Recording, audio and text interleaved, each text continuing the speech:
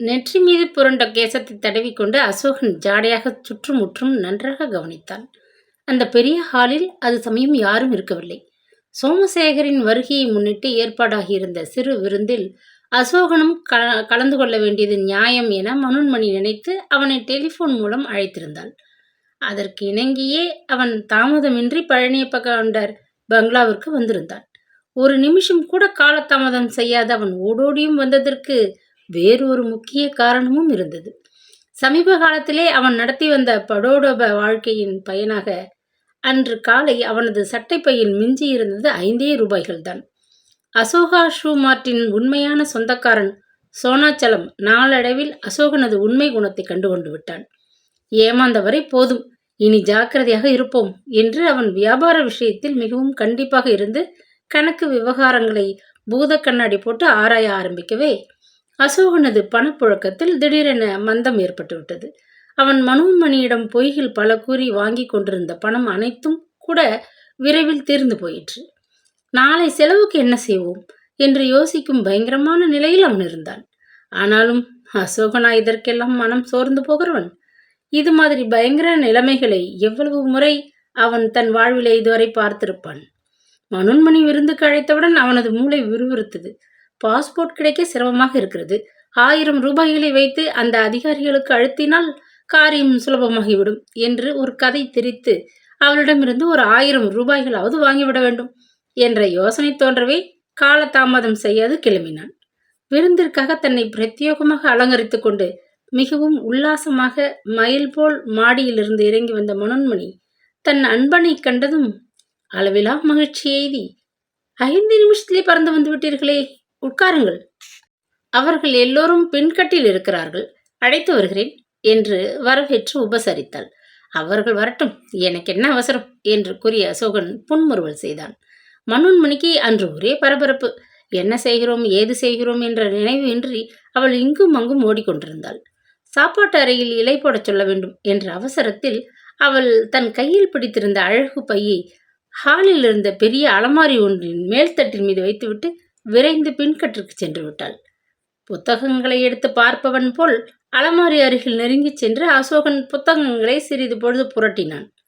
மனோன்மணியின் சிவப்பு நிற கைப்பை மிகவும் உப்பி காணப்பட்டதும் அவனது ஆவல் அதிகமாயிற்று. சுற்றுமுற்றும் கவனித்துவிட்டு அதை எடுத்து மெல்ல திறந்தான்.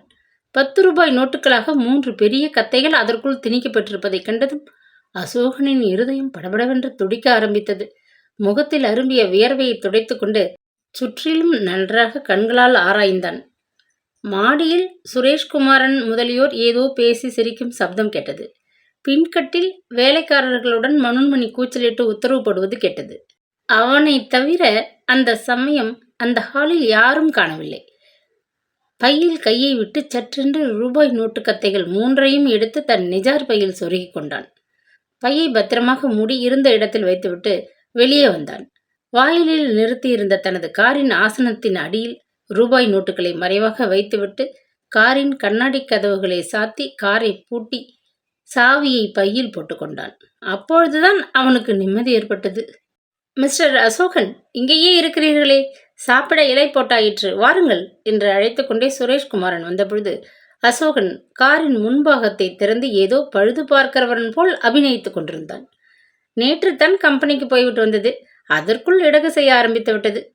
ஆனால் அப்படி ஒன்றும் பிரமாதமான கோளாறு இல்லை என்று தன் 32 பற்களையும் காட்டி வாய் விட்டு உரத்து சிரித்த அசோகன், என்னால் நீங்கள் காத்திருக்க நேர்ந்ததே, மன்னிக்கவும் என்று பணிவாக கூறிவிட்டு பின்தொடர்ந்தான். இவர்தான் சோமசேகர், அயலூர் பண்ணையாரின் மகன். இவர் நமது நண்பராகும் பாக்கியம் எனக்கு கிடைத்தது என்று சுரேஷ்குமாரன் தங்கள் வீட்டு வருங்கால மருமகனை அசோகனுக்கு அறிமுகப்படுத்தினான். அயலூர் பண்ணையார் மகன்? மை காட், ஆச்சரியம்! எங்களுக்கு இவர்கள் எல்லாம் உறவினர்கள் ஆயிற்றே. பண்ணையாரின் அத்தை மகளைத்தான் எங்கள் சித்தப்பாவின் பேரனுக்கு கட்டி கொடுத்திருக்கிறார்கள். அடடா என்று அட்டகாசமாக பொய்களை அள்ளி வீசிய அசோகன் சோமசேகரன் அருகில் பாய்ந்து சென்று அவனது கரத்தை பற்றி ஆர்ப்பாட்டமாக குலுக்கினான். இந்த வீட்டிற்கு நீங்கள் உறவினராகும் முன் நாம் உறவினர்களாகிவிட்டோம் என்று கூறிவிட்டு ராட்சச சிரிப்பு சிரித்தான். எல்லோரும் சாப்பிட உட்கார்ந்தனர். மனோன்மணி, அருணா, நளினி மூவரும் ஒரே வரிசையில் அமர்ந்தனர்.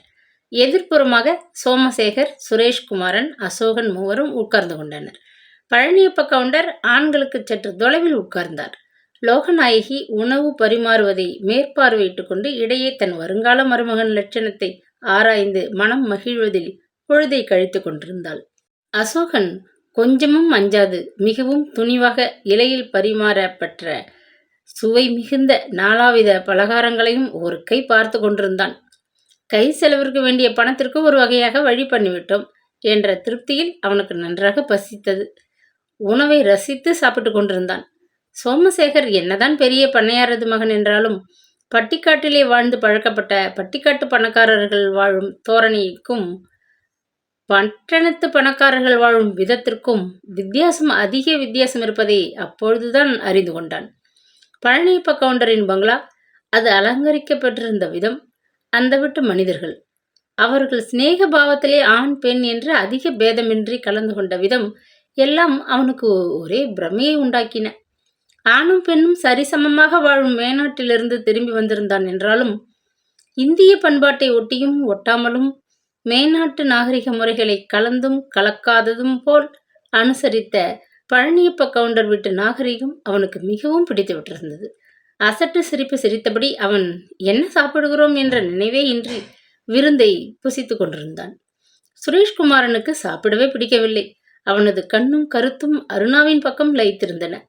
அவளது முகம் வாட்டமாக காணப்படுவதை கவனித்த அவன் உள்ளூர கலங்கி கொண்டிருந்தான். சோமசேகரையும் நளினியையும் மாறி மாறி கவனித்துக் கொண்டிருந்த அருணாவின் இருதயம் துயரத்திலே வெடித்துவிடும் போல் இருந்தது. சிரமப்பட்டு வாயில் திணித்து கொண்ட உணவுப் பொருட்கள் தொண்டையின் கீழ் இறங்க மறுக்கவே அவள் இலையில் போட்ட உணவை கொறித்து கொண்டிருந்தாள். மனோன்மணிக்கு ஒரே சந்தோஷம். நளினியின் விவாகத்தை நடத்தியவுடன் அவளது விவாகத்தை நடத்திவிடப் போவதாக லோகநாயகி கூறிவிட்டிருந்தாள். அதனால் அவள் நளினியை பார்ப்பதும் சோமசேகரை ஒருமுறை உற்று கவனிப்பதும் பிறகு எதிரே தெரிந்த நிலை கண்ணாடியில் பிரதிபலித்த தனது மோகன எழிலை ஒரு முறை கவனித்துக் கொள்வதும் கடைசியாக ஒரு வாய் உணவை உட்கொள்வதுமாக பொழுதை கழித்து கொண்டிருந்தாள். டொமாட்டோ ரசத்தை ஒரு வாய் குடித்துவிட்டு ஹாவ் என்று ஏப்பமிட்ட கவுண்டர் தமது வருங்கால மருமகனின் புத்திசாலித்தனத்தை பற்றி கணக்கிட்டுக் கொண்டிருந்தாள். தமது பாக்குத்தூள் வியாபாரத்திலே அவனுக்கு கொஞ்சமாவது ஆர்வம் இருக்குமா, அல்லது சுரேஷ்குமாரன் போல் வியாபாரத்தின் மீது இச்சையின்றி பட்டம் பதவி என்று கிளம்பி விடுவானா என்பதையெல்லாம் பற்றி ஆராய்ந்தவாறு மௌனமாக மற்றவர்கள் பேசுவதை கவனித்துக் கொண்டிருந்தார். மொத்தத்தில் கவுண்டருக்கு பண்ணையார் மகனை பிடித்திருந்தது. அவனது படிப்பு, செல்வம், அந்தஸ்து, அழகான தோற்றம் எல்லாமே நளினிக்கு மிகவும் பொருத்தமானவையாக காணப்பட்டதனால் கவுண்டரை பொறுத்தவரை கல்யாணத்திற்கு தேதி வைக்க வேண்டியதுதான் பாக்கியாக இருந்தது.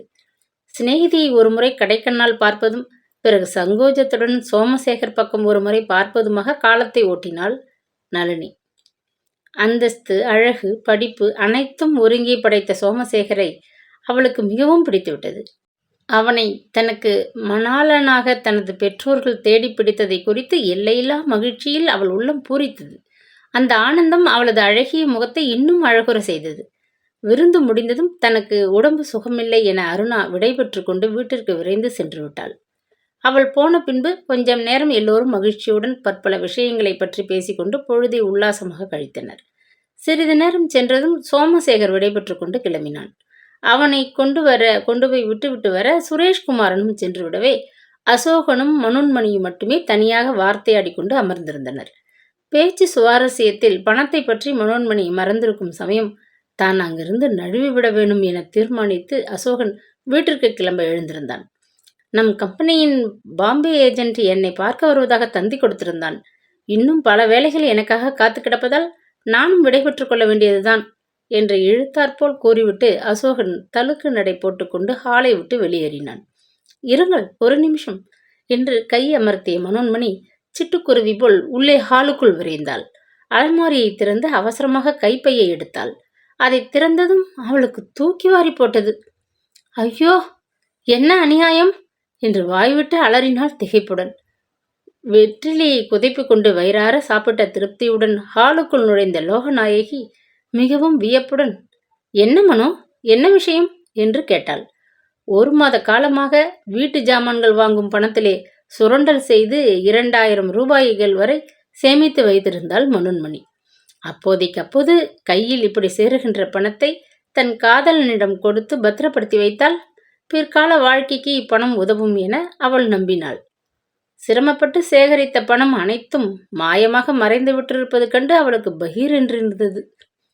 2000 ரூபாய்கள் களவு போய்விட்டது என்றால் அத்தையம்மாள் இவ்வளவு பணம் உனக்கு ஏது என்று கேட்டாலும் கேட்டு விடுவாள் என அஞ்சிய மனோன்மணி துக்கத்தை தாழாமல், அத்தை, நீங்கள் கைச்செலவிற்காக எனக்கு கொடுத்திருந்த 200 ரூபாய்களையும் இந்த பையில் வைத்திருந்தேன், காணவில்லை என்று திணறினாள். அவளது கண்களில் நீர் பொங்கியது.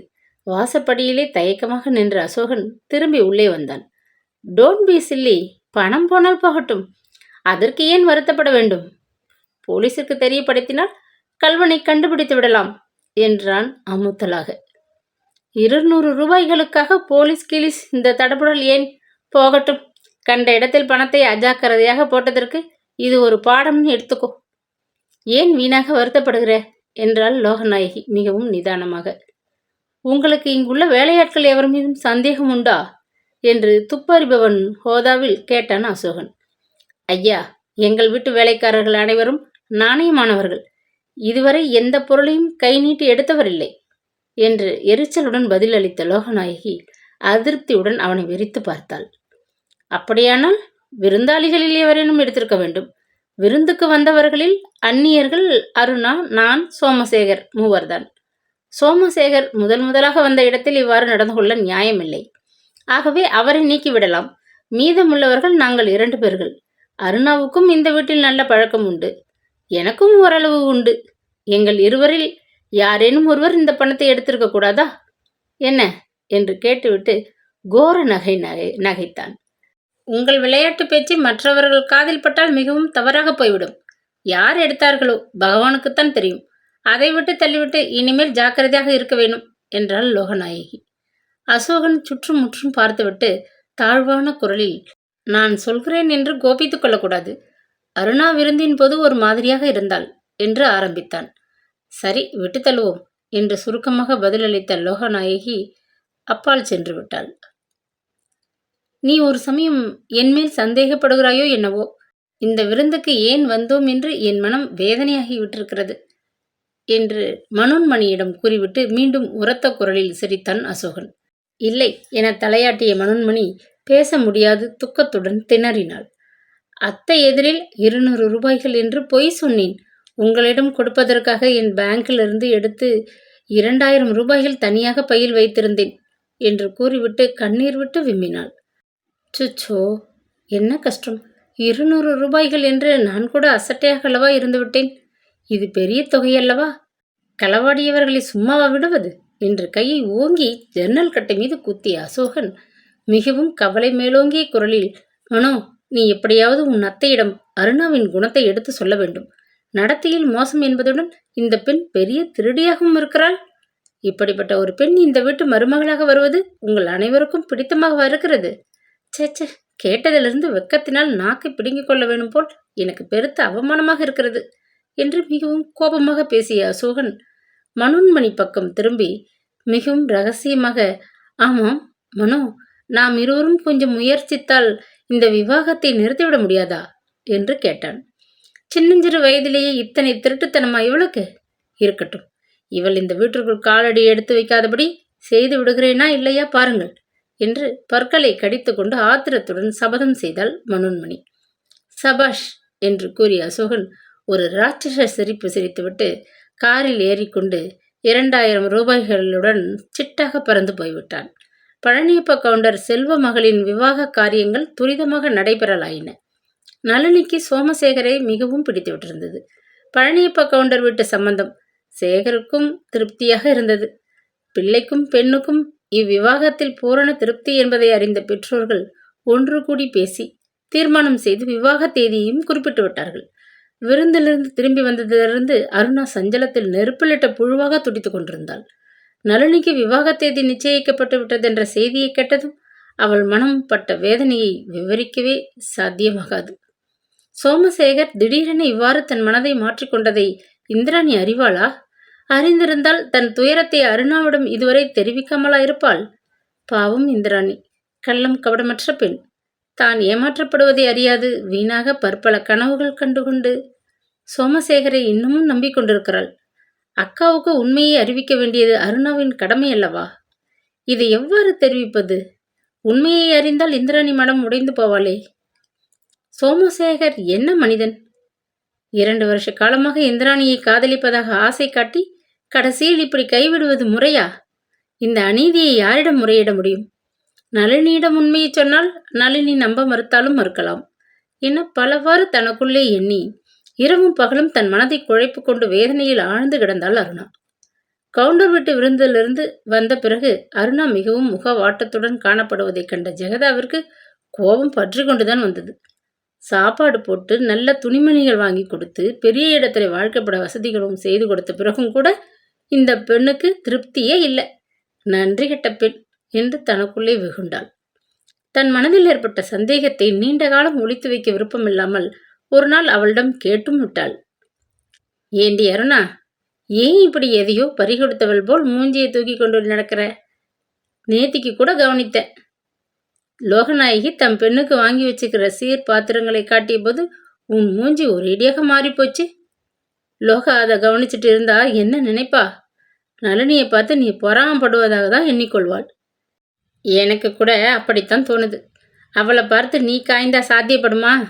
அவள் கோடீஸ்வரனின் மகள். அயலூர் முழுவதுமே இந்த சீர்வரிசைகளை பார்த்து மூக்கு மேல கை வைக்கணும்னு லோகா பணத்தை பணமென்று பாராமல் ஜோடிக்கிறாள். என்ன பீரோ அது! ஆஹாஹா, அது ஒன்னே பந்தலுக்கு அழகு செய்ய போதுமே. நகைகளில் தான் எத்தனை விதம், என்ன தினசுகள், பாத்திரங்களில் எத்தனை ரகம். கவுண்டர் மகள் கல்யாணம் என்றால் அதற்கு தகுந்த ஹோதாவோடுதான் நடக்கும். அதை பார்த்து நீ வயிறெறிந்தால் கட்டுப்படியாகுமா? ஏழைக்கு தகுந்த எள்ளுருண்டை என்ற பிரகாரம் நானும் என்னால் ஆனவரை கடனுடன் என்று பாராது எவ்வளவோ உன் கல்யாணத்திற்காக சீர் வாங்கி சேர்த்து வைத்திருக்கிறேன்.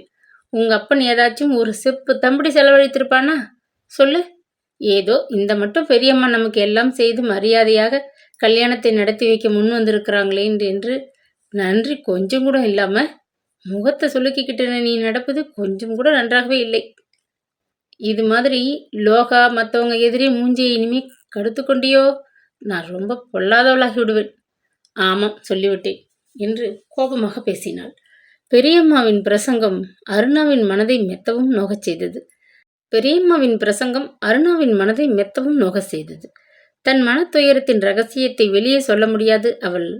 பெரியம்மா, நளினியின் விவாகத்தை கண்டு எனக்கு பொறாமையும் அல்ல, வயிற்றெரிச்சலும் இல்லை. 1 வார காலமாக என் மனதிலே ஏதோ சொல்ல முடியாத ஒரு கவலை தானாகவே ஏற்பட்டிருக்கிறது.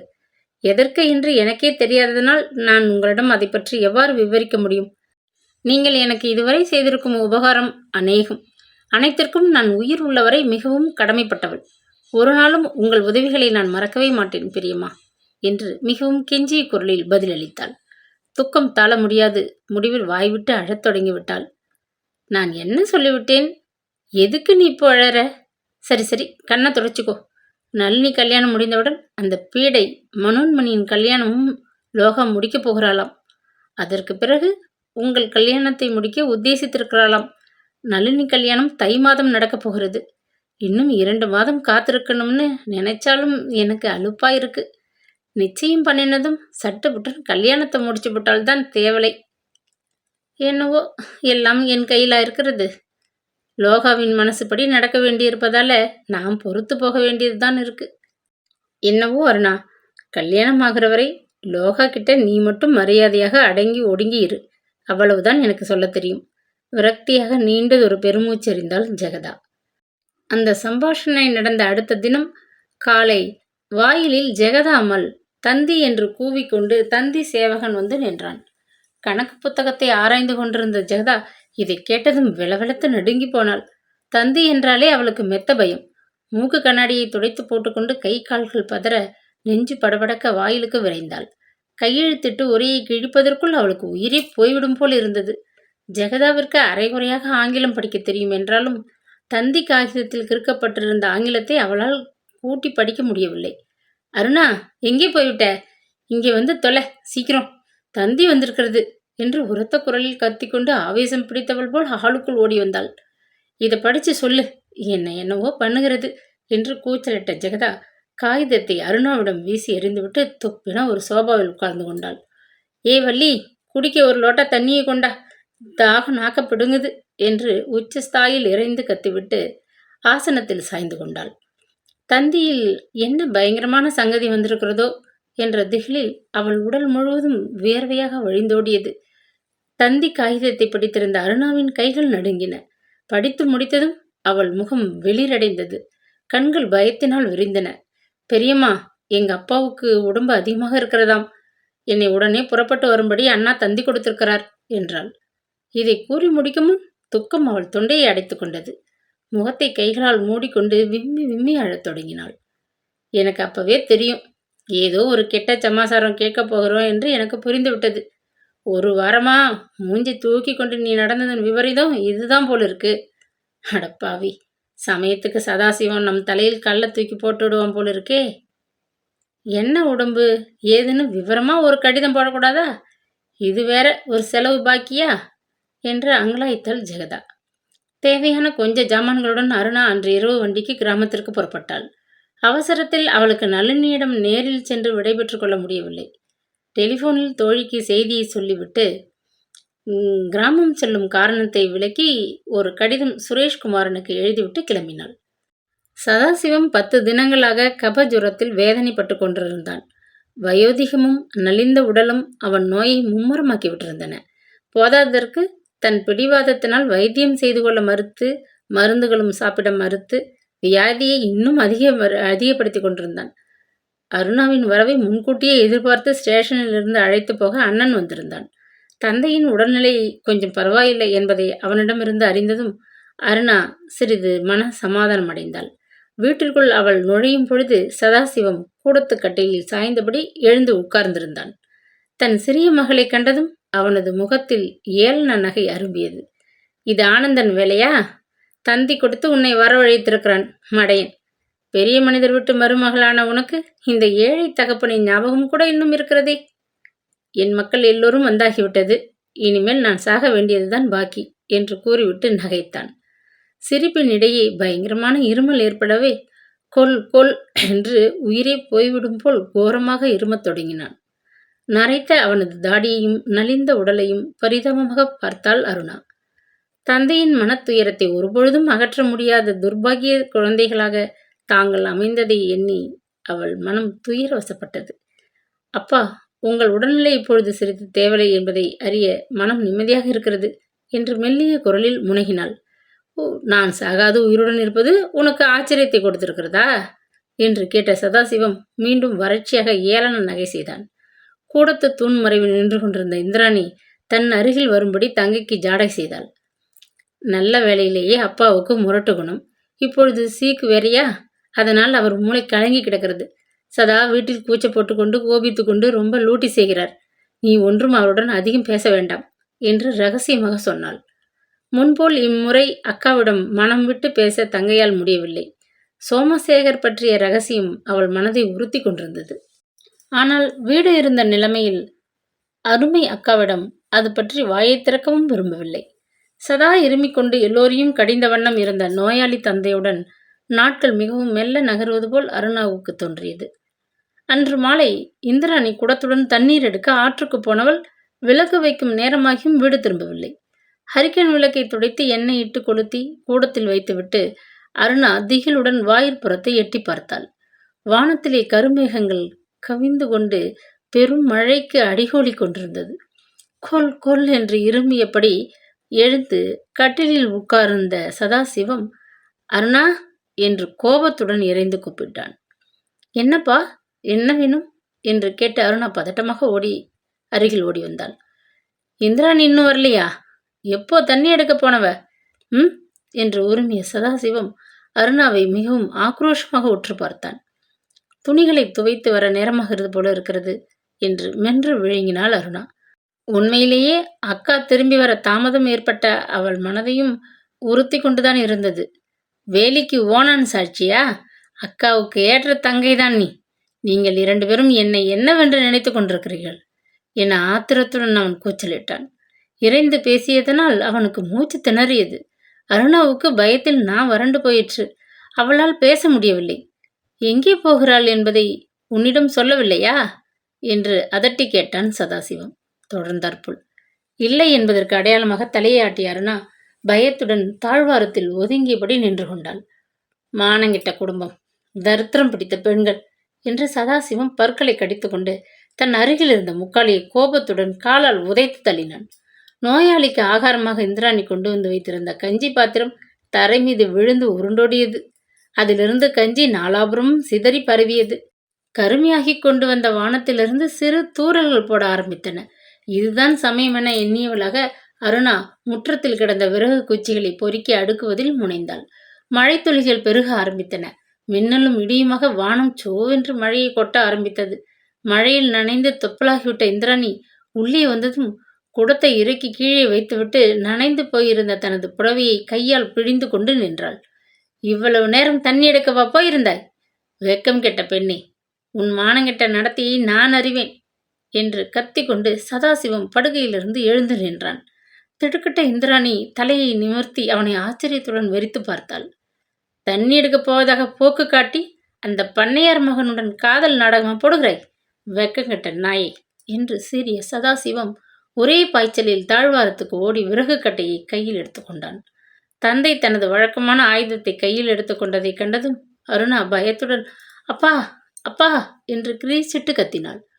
வாயை மூடு நீ, உன்னையும் இதனால் ஒரே போடு போட்டு விடுவேன் என்று தன் சிறிய மகளை பார்த்து ஒரு அதட்டல் போட்ட சதாசிவம் தான் நோயாளி என்பதையும் மறந்து இந்திராணியை அடிக்க ஓங்கினான். இதுவரை மௌனமாக நின்ற இந்திராணி வெறி பிடித்தவள் போல் ஒரே துள்ளலில் நகர்ந்து கைக்கு எட்டாது நின்றாள். நிறுத்துங்க அப்பா, அடிப்பீங்களோ?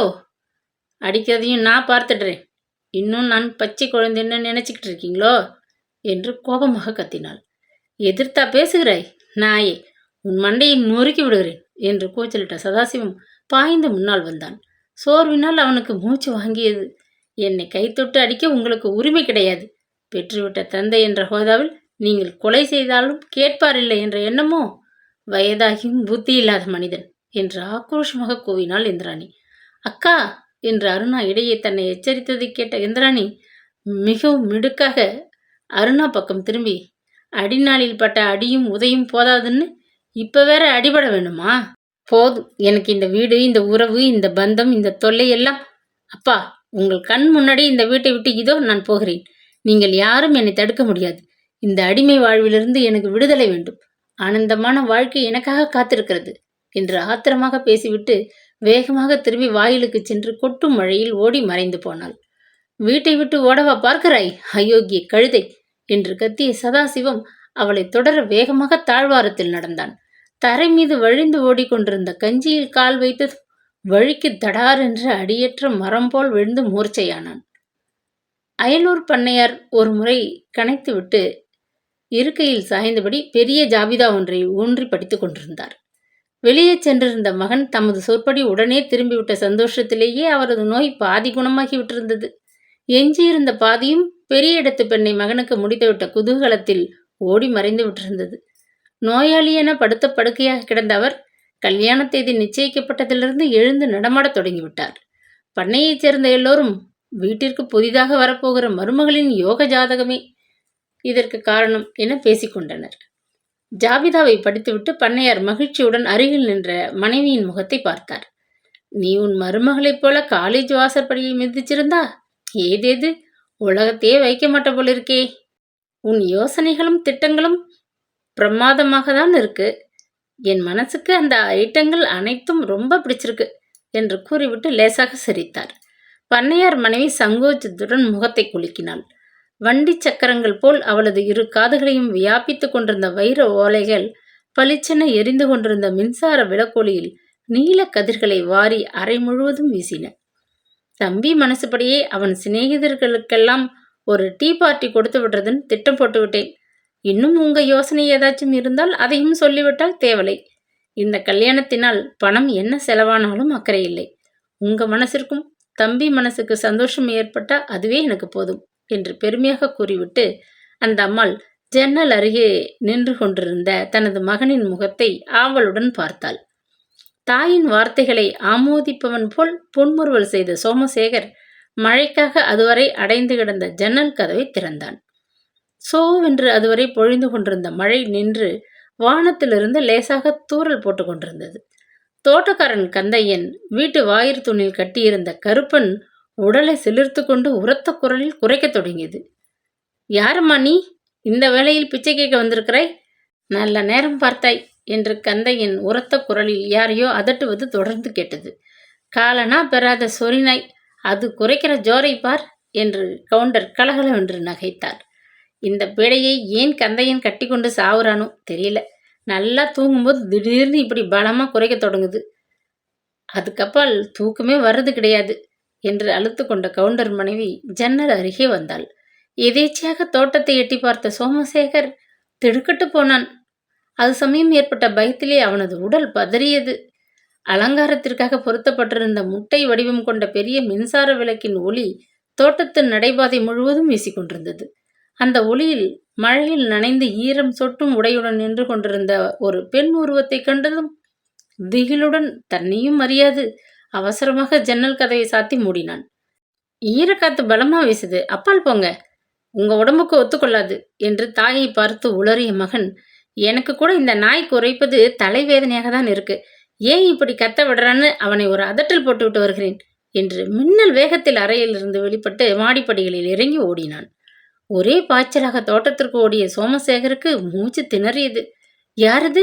இந்திராணியா என்று திகைப்புடன் மிகவும் துணிவாக வாயிலை நோக்கி வந்து கொண்டிருந்த பெண்ணிடம், ஆமாம், நான் தான்.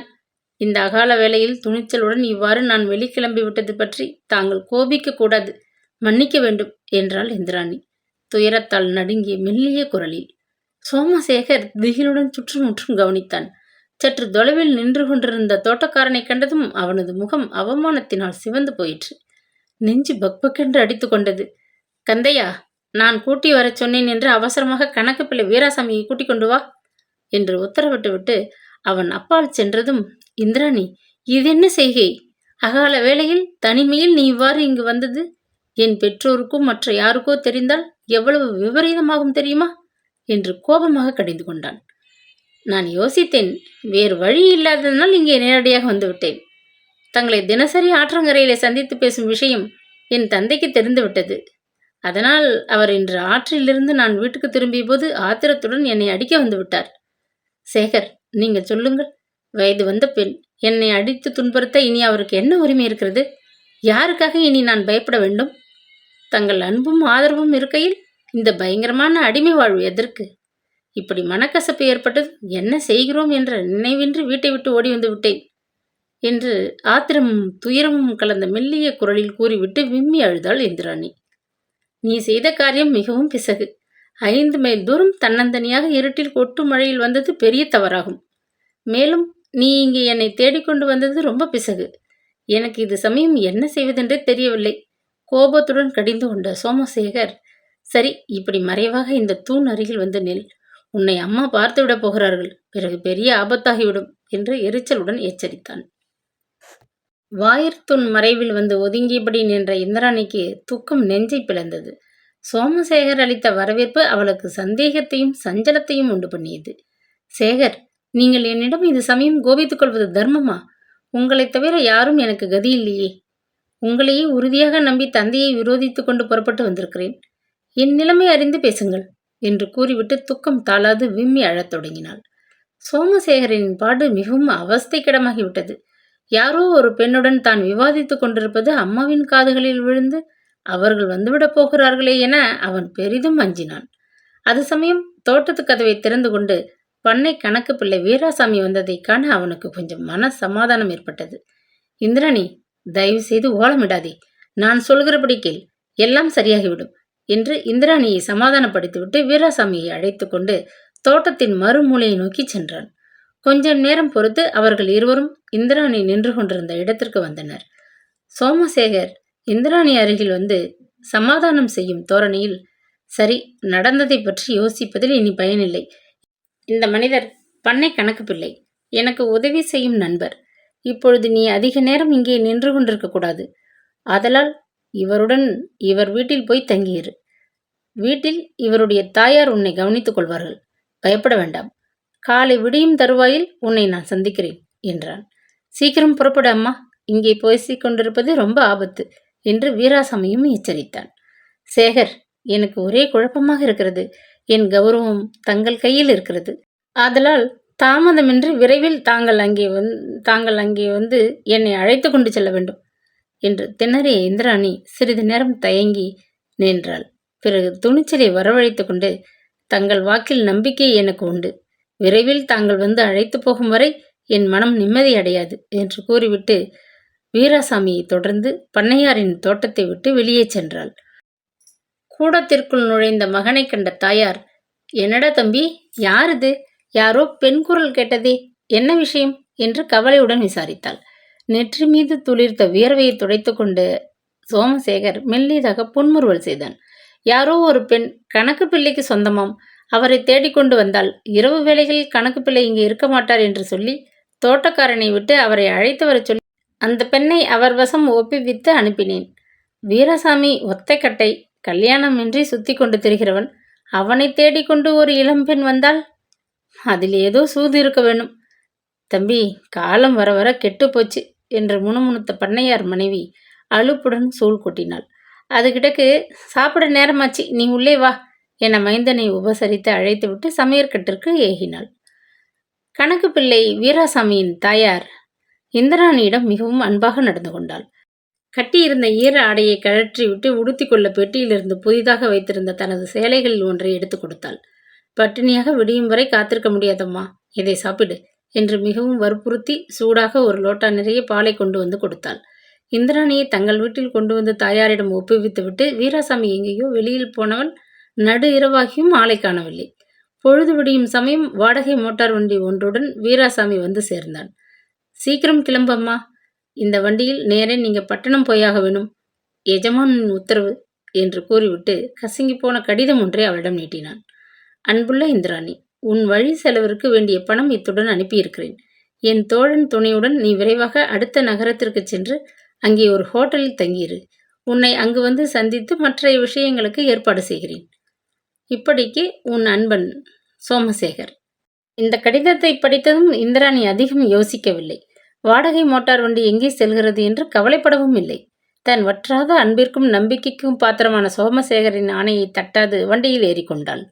மறுநாள் காலை பிற்பகல் பொழுதுக்கு அவர்கள் பிரயாணம் செய்த வாடகை மோட்டார் வண்டி நகரத்தின் மிகவும் நெருக்கமான ஒரு தெருவிற்குள் நுழைந்து மிகவும் குறுகிய வாயிலை கொண்ட ஒரு வீட்டின் முன் வந்து நின்றது. இறங்கு அம்மா என்று உத்தரவிட்ட வீராசாமி பாய்ந்து முன்னால் இறங்கி அவளுக்காக காரின் கதவை திறந்து வழிவிட்டான். சோமசேகர் தங்கியிருக்க சொன்னது ஒரு ஹோட்டல் அல்லவா? இது வீடு போல் தோன்றுகிறதே என்று தனக்குள் எண்ணி கலக்கமடைந்த இந்திராணி அவனை பார்த்து சஞ்சலத்துடன் விழித்தாள். மோட்டார் வண்டிக்கு வாடகையை எண்ணி கொடுத்துவிட்டு திரும்பிய வீராசாமி இந்திராணியின் முகபாவத்திலிருந்து அவள் மனநிலையை ஊகித்து கொண்டு, ஹோட்டலில் இடம் இருக்கிறதா இல்லையா என்று முதலில் பார்த்துவிட்டுத்தான் உங்களை அங்கே அழைத்து போக வேண்டும்.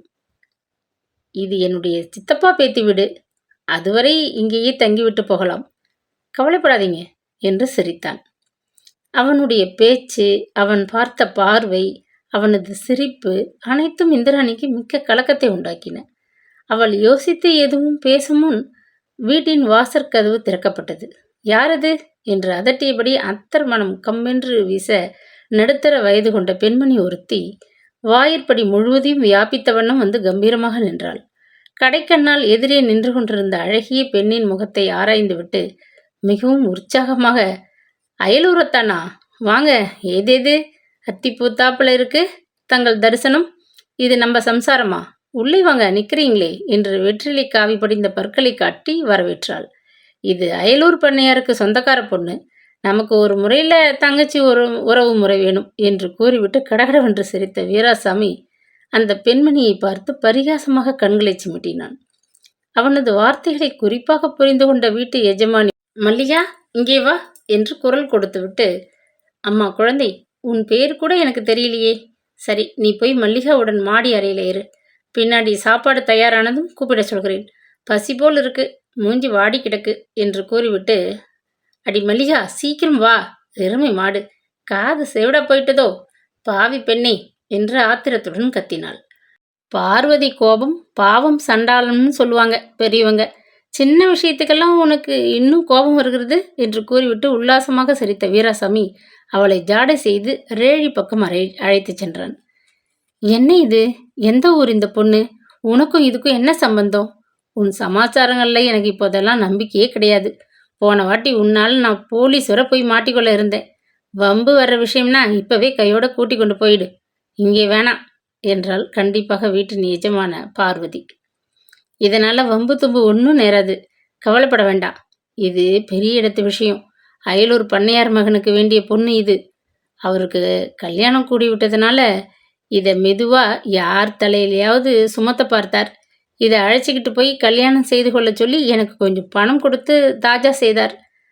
பார்வதி, உனக்கு தெரியுமே என்னை பற்றி. எனக்கு கல்யாணத்தில் நம்பிக்கை இல்லை. அதனால் ஆகட்டும்னு அவரிடம் சொல்லிவிட்டு இங்கே கூட்டிக்கிட்டு வந்துட்டேன். ஒரு 50 ரூபாய் கொடுத்துடு. நான் இதை உன் பொறுப்பில் விட்டுட்டு போய்விடுகிறேன் என்றான் ரகசியமாக. சுவரில் மாட்டியிருந்த படங்கள், கூடத்திலே போட்டிருந்த சோபா, நாற்காலிகள் இவைகளை மாறி மாறி பார்த்து கொண்டு நின்ற இந்திராணிக்கு அந்த சூழ்நிலையை பற்றி மிகவும் சந்தேகம் ஏற்பட தொடங்கியது. வாமா மாடிக்கு, அங்கே போய் உட்கார்ந்திருப்போம் என்று உபசரித்த வண்ணம் உள்ளிருந்து வந்த ஒரு இளம் பெண்ணை பார்த்ததும் அவளது சந்தேகம் ஊர்ஜிதமாகிவிட்டது. தான் வந்து தங்கியிருப்பது கணக்கு பிள்ளையின் சித்தப்பார் பெத்தி வீடு அல்ல, அபாயகரமான ஒரு இடம் என்பதை கனப்பொழுதிலே அவள் ஊகித்து கொண்டு விட்டாள். பயத்தில் இந்திராணியின் நெஞ்சு காய்ந்து விட்டது. என்ன ஆபத்து ஏற்படுமோ என்று அச்சத்தினால் நடக்கக்கூட முடியவில்லை. ஆனந்தன் அண்ணா, என்னை காப்பாற்றுங்க என்று கிரீச்சிட்டு அலற வேண்டும் போல் இருந்தது. ஆனால் துக்கம் அவளது தொண்டையை அடைத்து கொண்டது.